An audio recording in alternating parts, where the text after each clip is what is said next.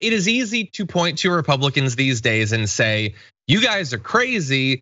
Biden won, you need to accept it. Why are you believing these insane lies from people like Linwood and Rudy Giuliani and Donald Trump that have had this horrendous track record in the legal system? That said, is it really about Republicans? Is it really about 2020? Or is this just a thing that happens?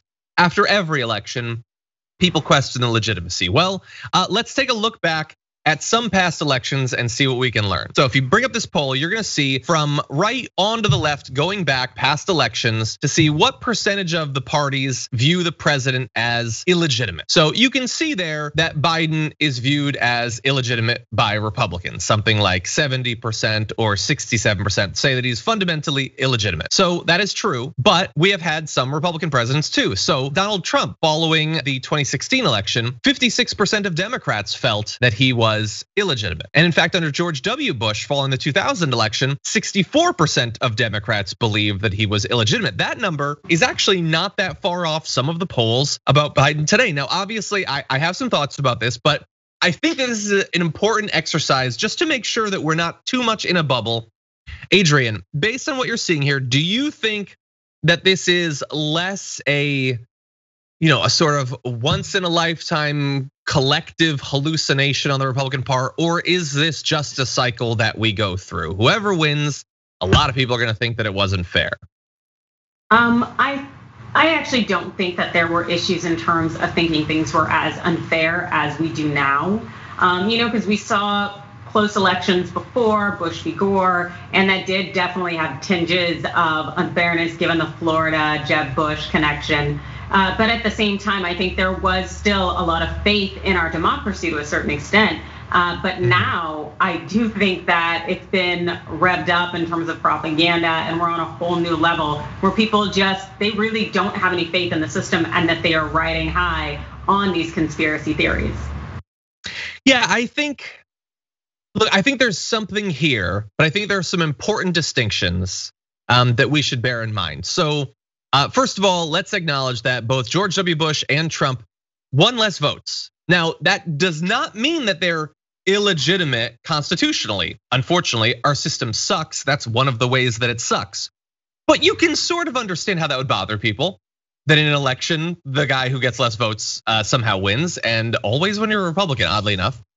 Also, with Trump, like illegitimate can mean a lot of things. I would assume that 56% of Democrats weren't saying he stole the election, especially because what power did he have to steal the election in 2016? He's not the incumbent president. He didn't control all of these offices.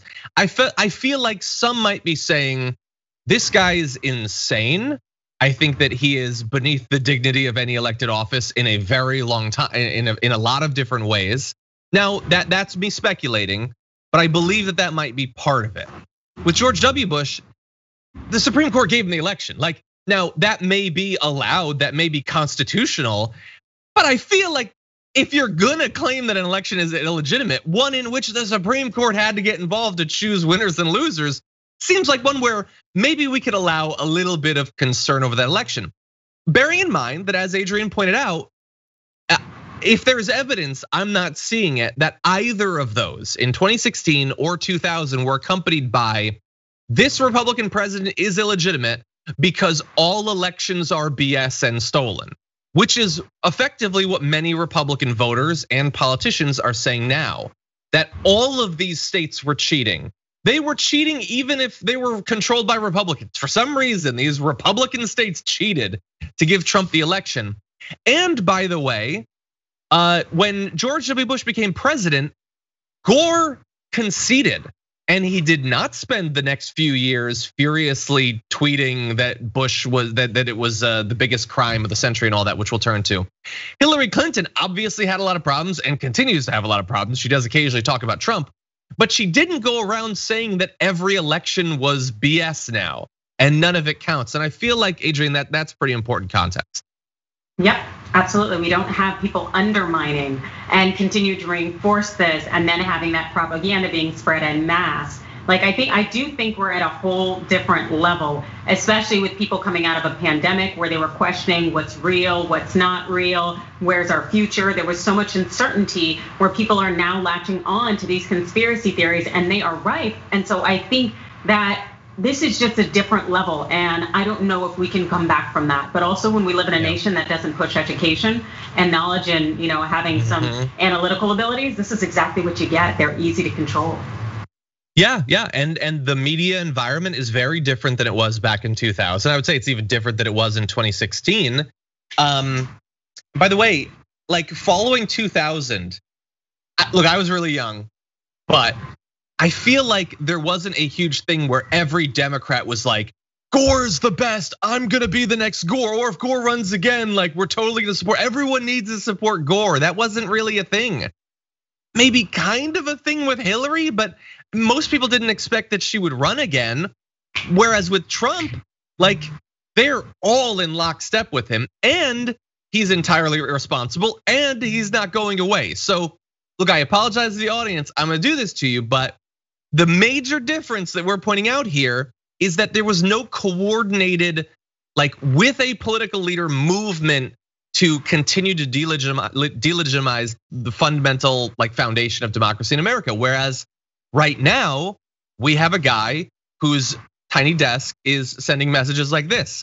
This is like over the last couple days. As our country is being destroyed both inside and out, the presidential election of 2020 will go down as the crime of the century. And this was done purposefully. The polls were a joke. I won states in a landslide that I was predicted to lose days before the election. Other states had me purposefully so far down that it would force people, even fans, to say, let's stay home, darling. We love our president, but he can't win. That's what he's saying now, still. He lost months and months ago. He's collecting his pension as former president, but he's still telling people every day that democracy is fake, it's all made up, none of it counts. You should still vote for Republicans in a system that doesn't work anymore. But he is still stoking those fears constantly. And that Adrienne, is really my fear. Yep, and it's an absolute incredible problem because if people don't see the system in which they operate and that governs them as legitimate, they're more likely to push back against it and to engage in all sorts of criminality and criming. And as we saw on January 6th, like kind of that just seems to be maybe on the cusp of starting things, because we're gonna have all sorts of melee if we do not have people who have faith in our entire system. Agreed.